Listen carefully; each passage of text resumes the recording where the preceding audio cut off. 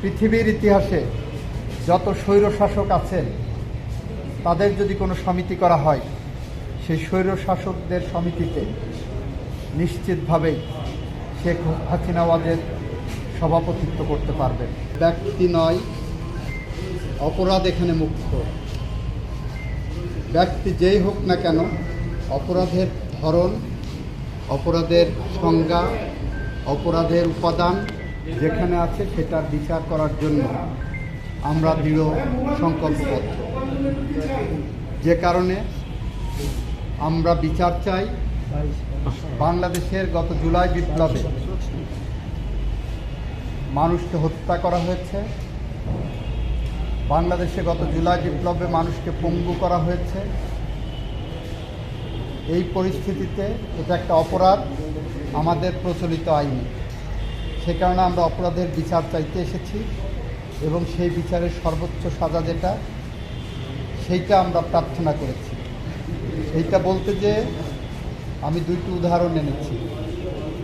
একটি হলো 1649 সালে ইংল্যান্ডের রাজা প্রথম চার্লসের মৃত্যুদণ্ড হয়েছিল। তার ঠিক 12 বছর পরে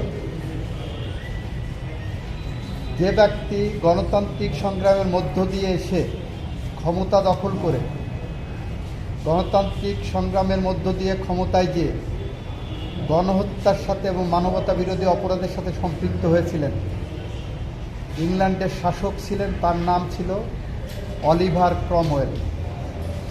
তাকে মৃত্যুদণ্ডটা কিভাবে দেওয়া হয়েছিল আমরা বলেছি আমরা ওই রকম মৃত্যুদণ্ড চাই না। অলিভার ক্রমওয়েল স্বাভাবিক মৃত্যুবরণ করেছিল। তাকে কবর থেকে তুলে এনে পচা গলা লাশ এনে জনসমক্ষে ফাঁসি দেওয়া হয়েছিল। পরবর্তীতে দেহের একটি অংশ কবরে পাঠানো হয় এবং মস্তিষ্ক খুলির মধ্যে রড ঢুকিয়ে 20 বৎসর ওয়েস্টমিনস্টার অ্যাবেতে ওখানে ঝুলিয়ে রাখা হয়েছিল। 300 বছর পরে সেই লাশ ক্যামব্রিজের সাসেক্স বিশ্ববিদ্যালয়ে গেটে সমাধিস্থ করা হয়েছে। আমরা বলেছি এরকম মৃত্যুদণ্ড আমরা চাই না। আমাদের বাংলাদেশের স্বাভাবিক আইনে সর্বোচ্চ শাস্তি যেটা আছে, সর্বোচ্চ সেভাবে আমরা মৃত্যুদণ্ড চাই, সেভাবে আমরা সর্বোচ্চ শাস্তি চাই। যে অপরাধ করেছেন সেই অপরাধের জন্য সর্বোচ্চ শাস্তি যেটা আছে সেটা আমরা প্রার্থনা করেছি। বক্তব্য দিতে যে কয়েকটি উদাহরণ এনেছি। একটি বলেছি দুঃশাসন করে, স্বৈরশাসন করে, ফ্যাসিস্ট কায়েম করে বাংলাদেশের মাটিতে মুক্তিযুদ্ধের চেতনা সম্পর্কে মানুষের মনে একটি রং ধারণা দেওয়া হয়েছিল। আমরা বলেছি বিগত 17 বছরের মুক্তিযুদ্ধের চেতনা মানে একটি প্রজন্মের কাছে বার্তা দেওয়া হচ্ছিল দিনের ভোট রাতে করা যায়, ভোট ডাকাতি করা যায়, খুন করে গুম করে ক্ষমতায় থাকা যায়।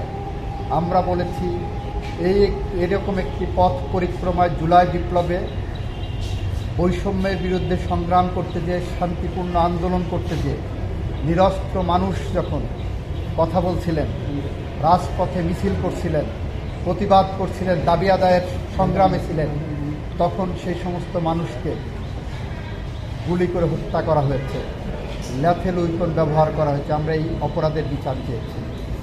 আমরা বলেছি মিথ্যার বেসাতি দিয়ে বাংলাদেশকে খুন খারাপির একটি স্বর্গরাজ্যে পরিণত করা হয়েছিল। গোয়েবেলস যদি বেঁচে থাকতো তাহলে হয়তো তৎকালীন প্রধানমন্ত্রী, আজকের আসামি শেখ হাসিনা ওয়াজেদের কাছে গোয়েবেলস তার হাতে খড়ি নিতে আসতেন, মিথ্যা বলা কীভাবে যায় এবং মিথ্যার উপর PhD করা যায়। আমরা এটাও বলেছি পৃথিবীর ইতিহাসে যত স্বৈরশাসক আছেন তাদের যদি কোনো সমিতি করা হয়, সেই স্বৈরশাসকদের সমিতিতে নিশ্চিতভাবেই শেখ হাসিনা ওয়াজেদ সভাপতিত্ব করতে পারবেন। মানব সভ্যতার ইতিহাসে এই বিচার একটি মানদণ্ড হয়ে থাকবে। আমরা চাই শেখ হাসিনাও ন্যায় বিচার পাক। আমরা চাই শেখ হাসিনার বিরুদ্ধে যাতে কোনো ক্যাঙ্গারু কোর্টের মাধ্যমে বিচার না হয়, সেটাও আমরা বলেছি। আমরা বলেছি একটি স্বচ্ছ আইনি প্রক্রিয়ায় এই বিচার সম্পন্ন হবে এবং বাংলাদেশের ইতিহাসে সম্ভবত প্রথমবারের মতো আপনারা এবার সরাসরি এই বিচারটাকে টেলিভিশনে উদ্বোধনী যে বক্তব্য হয়েছে সরাসরি টেলিকাস্ট করা হয়েছে। আমাদের এখানে ইপস অ্যান্ড পার্টসের কোনো প্রশ্ন নাই। আমাদের কাছে যা সাক্ষী আছে, যা প্রমাণ আছে, আমরা আদালতের সামনে উপস্থাপন করব। আদালতকে বলেছি ন্যায় বিচারের ধারণা মানে উভয় পক্ষই যাতে বোঝেন তাকে ন্যায় বিচার থেকে বঞ্চিত করা হয়নি, এরকম একটি আন্তর্জাতিক মানের বিচার আমরা চেয়েছি। ডায়ালগ সুবাসিত টয়লেট ক্লিনার, যার পাওয়ার প্লাস ফর্মুলা টয়লেটের কোনায় কোনায় পৌঁছে 99.99% জীবাণু ধ্বংস করে।